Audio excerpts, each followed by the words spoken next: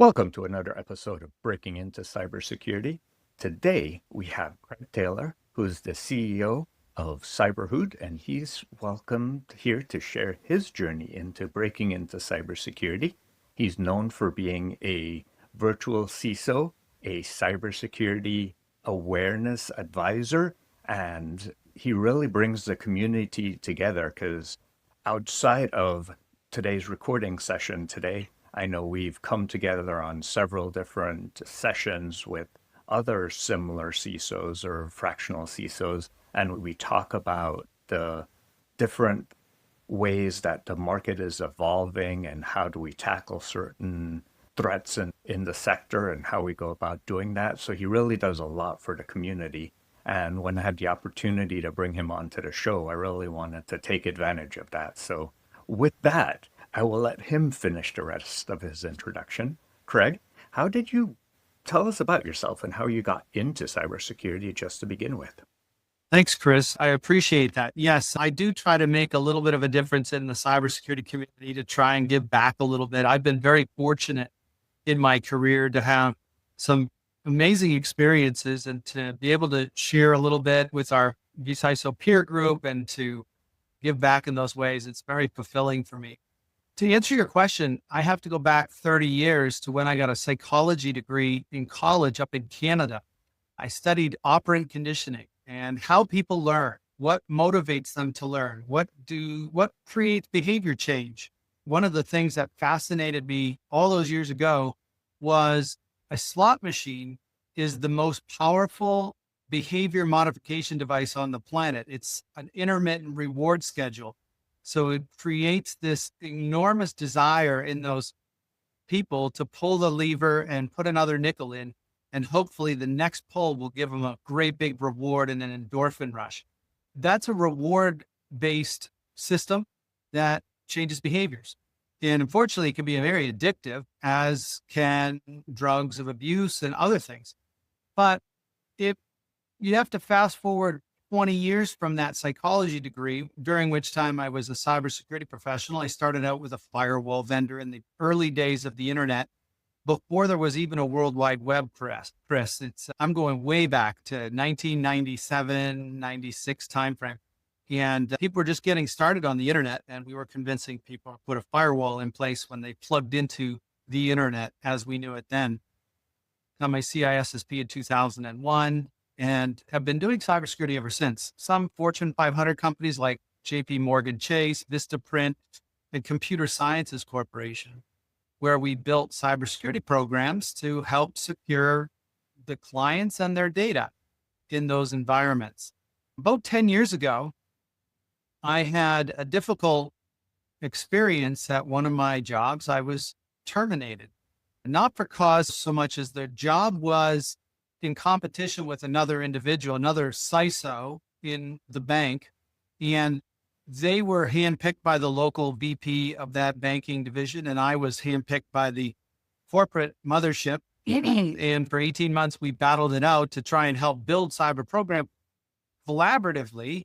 But ultimately, there was only one position in the final analysis, and I didn't get it.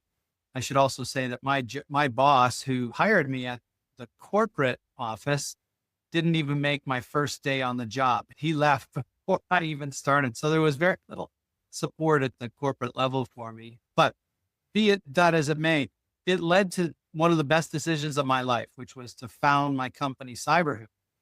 And we struggled a bit. We were going to try and help the small to medium-sized business teach cyber literacy or cybersecurity skills to their employees. Because let's face it, in the corporate world that I lived in for 20 years, we were doing videos and training and interactive stuff for the last 20 years. And it was really important to my education and to all of the employees in those businesses. But it was very cumbersome, very time consuming, very difficult. And it was enterprise focused. The small to medium sized businesses didn't have a solution for them. So we started out trying to solve that with policies, governance policies, think password policy and that sort of thing. And we added videos, and that was good. But where we really found our niche was in phishing. And that's where we use my psychology background with education, a focus on education, because that's what we are, an LMS, and cybersecurity. If you put those three circles together, the center is what CyberHoot is today. It's summarized as positive reinforcement of the good behaviors we want employees all over the world to do more of, rather than the industry focus, which is almost entirely on punishing bad behaviors to reduce them. People clicking on links they shouldn't. It's a very noble goal to stop that. But how you do it is very misaligned in the cybersecurity industry. And so that's where we've accelerated. We use rewards and gamification and a bunch of interesting things to actually engage employees, because they disengage so frequently when they're punished for bad behaviors. That's how I got to here from 20, 30 years ago in cybersecurity. So a lot has changed in the past 20, 30 years. And I would say one of the major changes today is the advancement of AI within the landscape. Oh, How yes. does the advancement of AI both help and hinder in this enablement of helping users both be aware of the changing threats, but also not click on them, not fall for them, not be sucked into them? I would say AI is going to be the great disruptor of our lives. Whatever we've been through in the past from a disruption standpoint, let's say COVID and working remote, or before that, digital transformations, taking all of our data and our applications from on-premise to the cloud. All of those changes, even the advent of the internet, believe it or not, are going to pale in comparison to what AI is going to change the world around us. Just today, Chris, I read about Amazon saying, if you can't prove your use of AI to your leadership at Amazon, no promotion for you. In fact, they might be showing you the door. AI, getting to know AI and learning how to use it is pivotal to everyone's future in this world, if I had to say. Now, to your specific question of how does it help and hinder from a cybersecurity, from a threats perspective, on the helpful side, AI is super great at teasing needles out of haystacks. It can do it all day long. So if you're running a SOC, Security Operations Center, and you want to identify the very critical triggers that indicate a potential threat or the beginnings of an exposure or an attack, you can have AI pouring through terabytes of data and teasing it out, and is very good at that. You can use AI to help modify malware detection tools. If you have samples, you can say, okay, we need to update our signatures. We need to update our heuristics on behavioral analysis of these bits of malware, and write new signatures for my intrusion detection, intrusion prevention, XDR, which is extended detection and response on desktops and workstations and that sort of thing. It's very good at that. And some of the tools out there are starting to build in AI discovery tools to help us identify when we're under attack and those sorts of things. So that's really on the helpful side.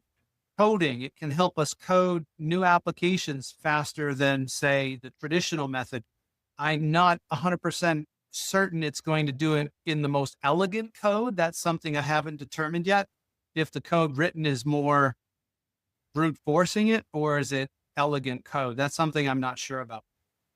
On the detraction side, on the challenges we face side, phishing attacks, no matter your language of source or origin, if you're a Chinese speaker and you want to attack a US-based individual and you have access to their social media, AI can create 10, 20, 30 spear phishing attacks that you are interested in clicking on. Not just, oh, I think because he or she is in the US, they're familiar with Adobe and they're familiar with Bank of America.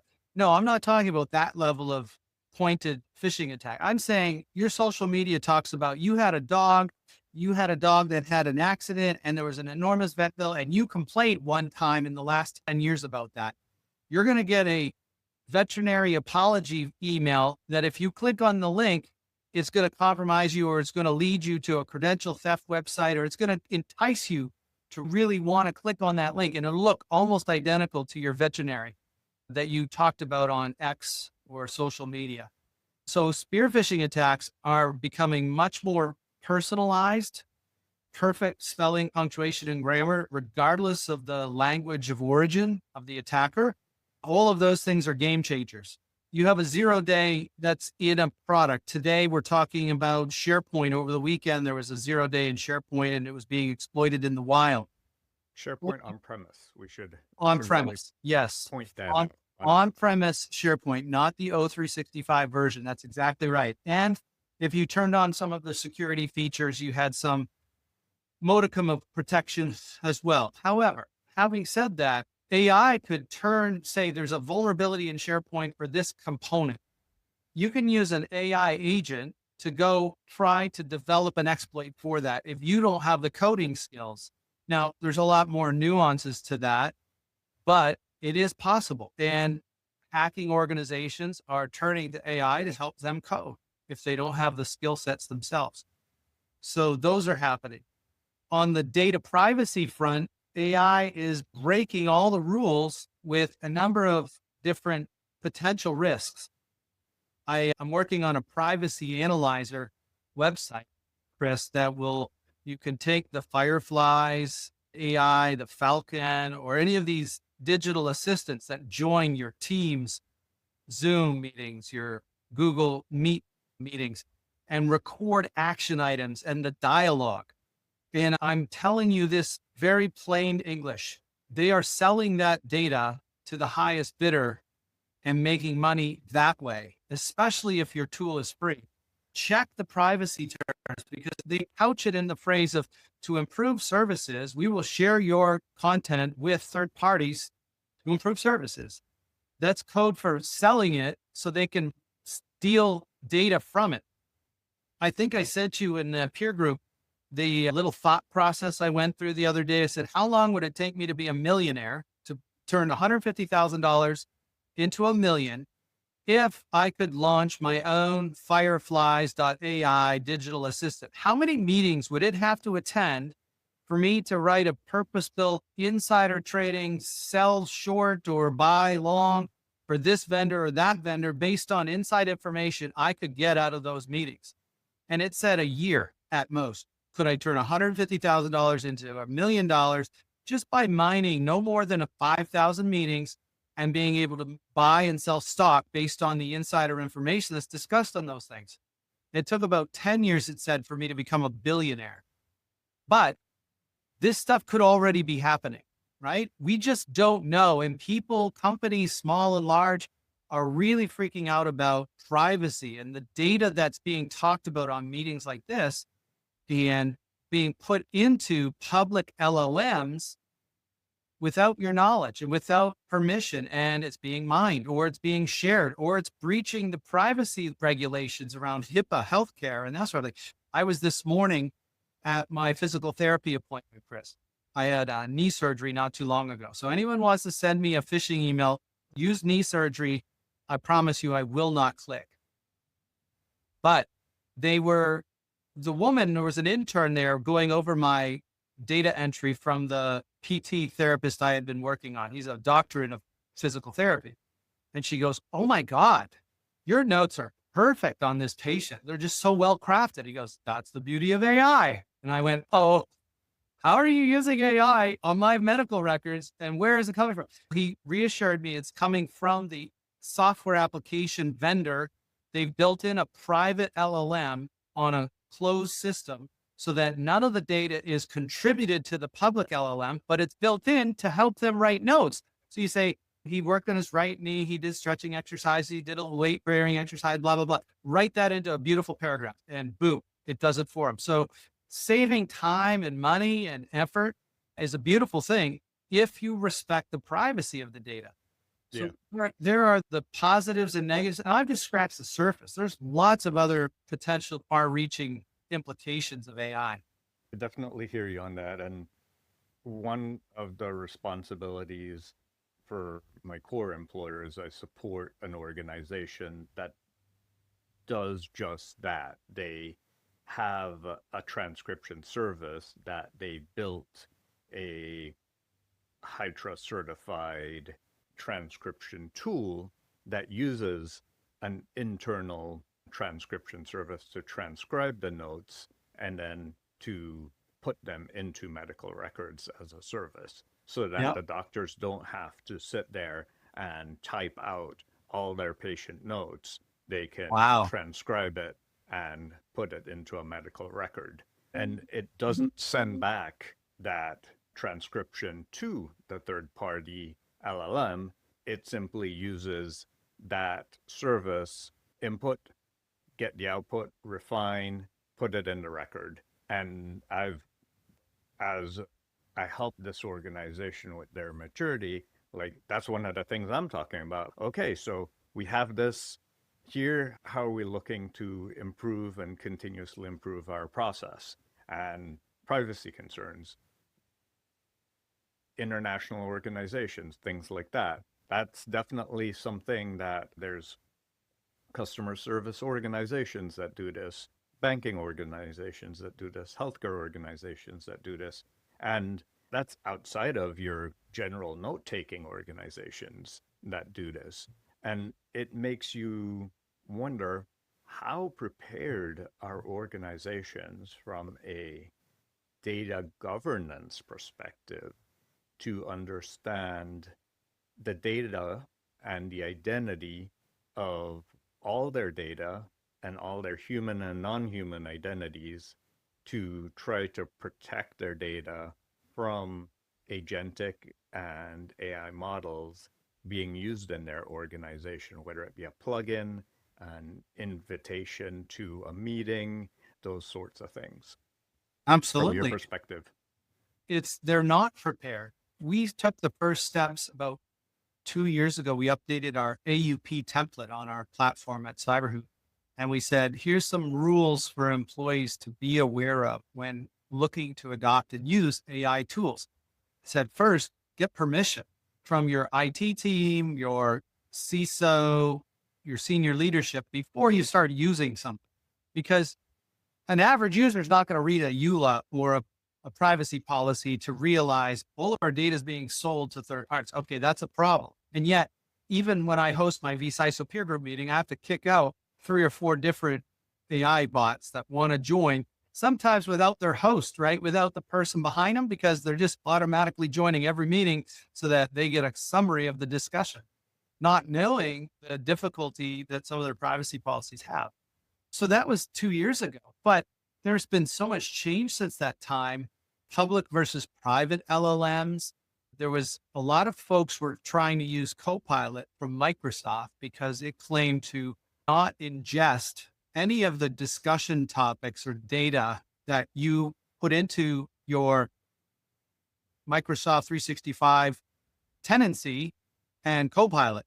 But then we learned about 3-4 months ago that there was some ways that leakage occurs. They fixed it. But at that point, just like our social security numbers here in the US and our home addresses and our salaries and all of our identity information has been breached multiple times by Expedient and all the different credit agencies. The NPD breach last fall, my social was in there 8 times for different residents that I'd lived at.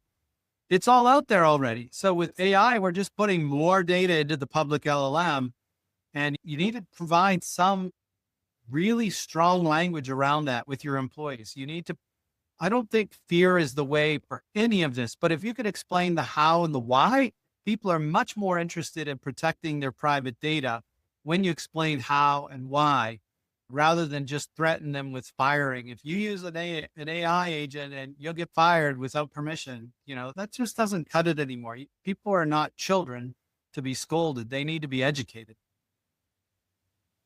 So that's from the user level. How do you communicate this at the risk level for business leaders to make risk-based decisions for their organization? For that, you need your advanced virtual CISO to go through the NIST. There are some new documents from NIST that talk about the various categories of threats we face from AI. Everything from bias in the answers to AI. AI was trained on data. That data has biases depending on where it came from. And many times that's a Western liberal democracy bias or a white liberal democracy.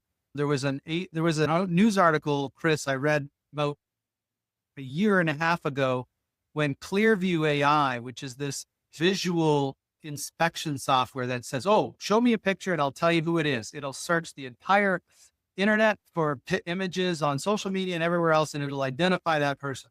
It worked great for white Anglo-Saxon males. Black individuals, not so much, which is unfortunately some of the police systems that were using it to identify were misidentifying people because it couldn't distinguish between one Black person from another. And they said, it's good enough, right? No, it's not. So there's bias, inherent biases in the systems based on the data we use to train it. There are other risks as well, but the NIST guidelines on that, they put together, I think it's an interim document for the threats from AI. And I would suggest you read through those different categories and bring them to your senior leadership to say, it applies to us, it doesn't apply. It applies, it doesn't apply. And then come up with mitigated controls around those items. Yes, and this has a AI RMF assessment that you could do both from a risk management as well as a security process. HITRUST has one from their perspective, and then ISO has one from their perspective as well. 4200 series or 42,000 series is the one from the ISO perspective, but then there's sublane controls on that. But yes, it's quickly evolving, and you're right. There's underlying bias in the data that I think a lot of folks say AI like cloud computing. It's a vague, generic term that you're just going to say, hey, let's throw it in the cloud and hope that it will magically optimize itself and reduce costs and make things a lot easier and more secure. Well, Right. there's, yes, it was designed for all these use cases, but it still needs to be implemented in a strategic to achieve these use cases. Same Right. thing for AI. There's many different AI tools and ways that it has to be designed, implemented, tested, and validated for it to achieve those use cases. I think my take home message for anyone listening to this is that you have to get on the AI bus. You can't be left behind here. The bus is going to leave the station. And if you're not on it, you're going to miss out. Your job could be at risk. As I referenced, Amazon's CEO said, if you can't prove you know how to use AI, you don't get a promotion here. But that's one step away from the next decision, which is you no longer have a job here. I heard about a few weeks ago, a very large IT provider laid off almost their 50 to 60% of their frontline support engineers in favor of an AI solution that they put in place. So things are changing, and they're going to change even more quickly as the time goes over the next 6 to 12 months. So get on that bus, but make yourself aware of the risks that you face. Do the self-assessment from NIST. The RMF stands for Risk Management Framework, and understand the risks that you're up against so that when you consult with a business as their CISO or their junior security engineer, you can talk competently about these threats that you face. Some won't apply to your business, others will. And be particularly careful when you have regulated data, critical and sensitive data with AI use. Another question for you from an awareness perspective. How do you help organizations that may vary in scale with applying the right level of awareness, the right level of control, depending on their size, that's just right for them? When you speak about awareness, do you mean general cybersecurity awareness, cyber literacy skills, or do you mean something specific to AI in our earlier conversation? Both. Both. Risk-based awareness, general cyber awareness, Yeah, password management awareness.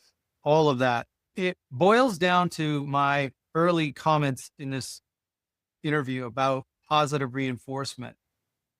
We're seeing record levels of disengagement, commonly called apathy, right? My employees are apathetic. They don't want to do their training. They don't want to do this. Why? Why is that? Because you've been punishing them for things they don't know rather than teaching them the things they need to know. And if you can use a positive reinforcement method with gamification and reward system, not huge rewards, don't outsize rewards like a weekend away for the person that completes their assignments first. No, we're talking small rewards to get engagement started. Once people realize they can learn this stuff, it's not rocket science, whether it's awareness training or AI prompts or anything that's been mentioned here, a password manager. I will tell you, I have asked and convinced dozens of people to adopt a password manager. And to a person, they go through an arc of, I hate Craig for making me adopt this tool, to so frustrating, but I see some value in this, to, oh my God, I'm starting to get it. And this thing is the best thing since sliced bread, all the way to, I can't live without this tool. Oh my God, I worked a decade without a password manager. How stupid, how foolish of me. I should have done it so much sooner. To a person, that's the arc. Now, that can take a month, it could take 3 months, it could take a week.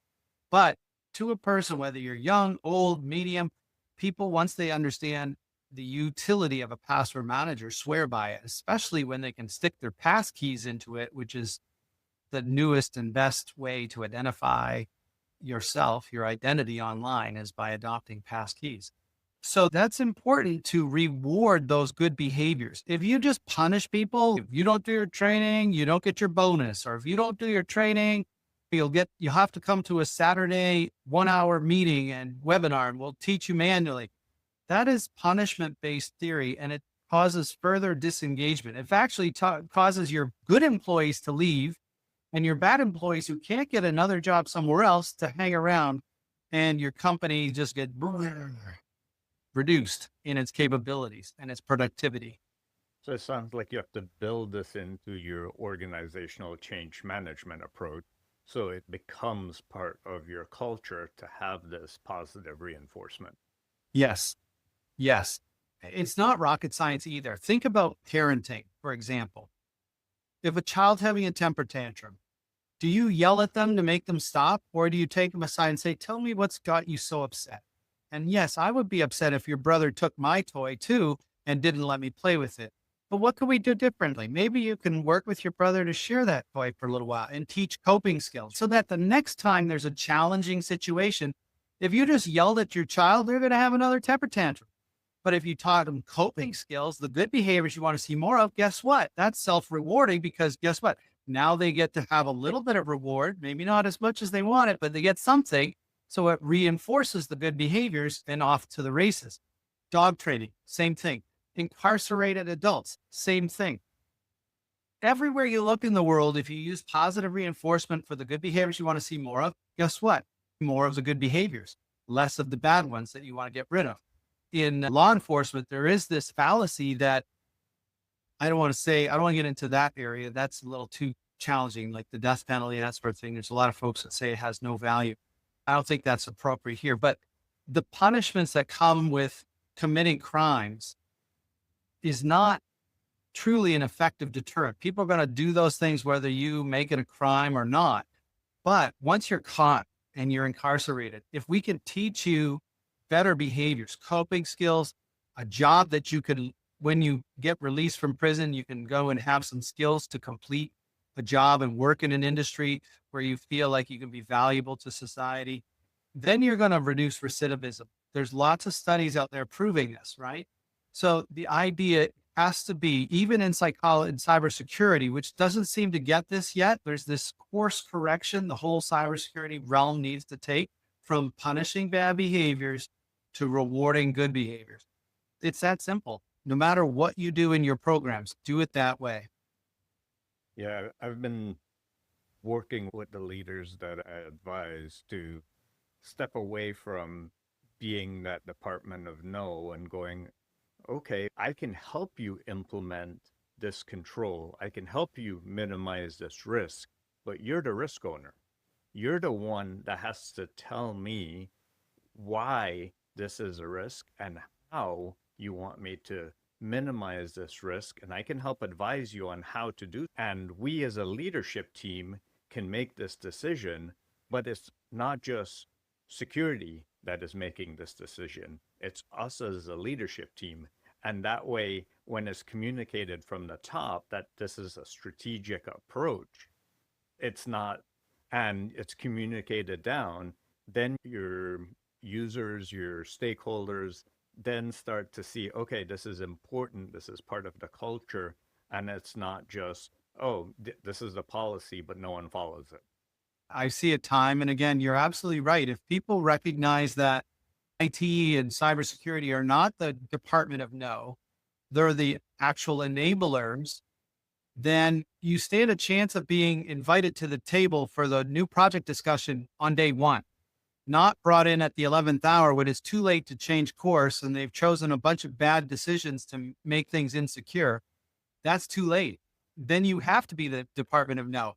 But if you're welcomed in early, you can help course correct a little bit in small increments that are relatively benign and enable those projects to be successful with security from the beginning. I see this many times. People have said, no printing at home. The remote workforce, they can't print at home. So guess what? People email themselves on their personal emails and then they can print at home, right? What have we just done? We've just ruined the system, and the privacy of that data is just out there in Google Mail and all these other places. That's not a workable solution. So maybe set them up with a dedicated printer that only connects to your laptop that you can't print anywhere else, but you can print there. And then give them a shredder so they can shred it at home so that it's not sitting on their desk or in the recycling bin at the curb of the street for dumpster divers, whatever. Or implement a data governance policy and choose what can and can't be printed at home based on the sensitivity to the organization. If it's a TPS report that doesn't contain any highly sensitive information, but you just need it for your manual project tracking records, that might be one thing versus a bunch of social security numbers and PCI DSS information. Probably not so much, but right. We're approaching the end of our half hour, and I always like to ask one last question. Sure. Any tips and tricks for someone looking to follow in your path that you would like to share with them as we go? Tips and tricks to follow in the cybersecurity path. I would say this. Cybersecurity is going to play heavily in the AI revolution that we're facing. So if you want some job security, learn AI and learn cybersecurity because you'll have a little bit of job security. It's difficult to outsource some of the cyber work that we do to AI. Some of it, yes, you can. And it's probably no different in a lot of other fields, but pay close attention and enter the field of cybersecurity for a reasonable living wage, for contribution to society. Everybody works on computers today. Everybody works with email. And becoming cyber literate is a job skill that every job requires. If you've got an email address at a company, you need cyber literacy skills. So teach yourself some cyber literacy. You can go to my company's website and learn for free. May I give that URL, Chris? Absolutely. And we'll include it in the show notes. Sure. So go to cyberhoot.com/individuals and you'll get our corporate program sent to you as a single person on teaching you about phishing, password management, password managers, hygiene, Wi-Fi security, USB stick security. The whole gamut of cybersecurity topics will be delivered to you in 5-minute increments once a month. And our Hootfish positive phishing simulation that rewards you learning the rubric of how phishing works so you can easily, confidently, and efficiently identify phishing attacks in your inbox without anxiety. Isn't that a beautiful thing? If you could be empowered to do that and never fall for another phishing attack, it's a beautiful thing. And it's all free for you at our website, cyberhoot.com/individuals. The hope being you'll bring it to your company. If you liked it, maybe your IT department wants to roll it out to everybody. That's the loss leader. Anyways, that's the hope. Who doesn't like free? Yeah. Craig, thank you so much for joining us today, and looking forward to interviewing more leaders like yourself who want to give an impact and share with the cybersecurity community on how they broke into cybersecurity. Thank you all for joining us, and have a great rest of your day.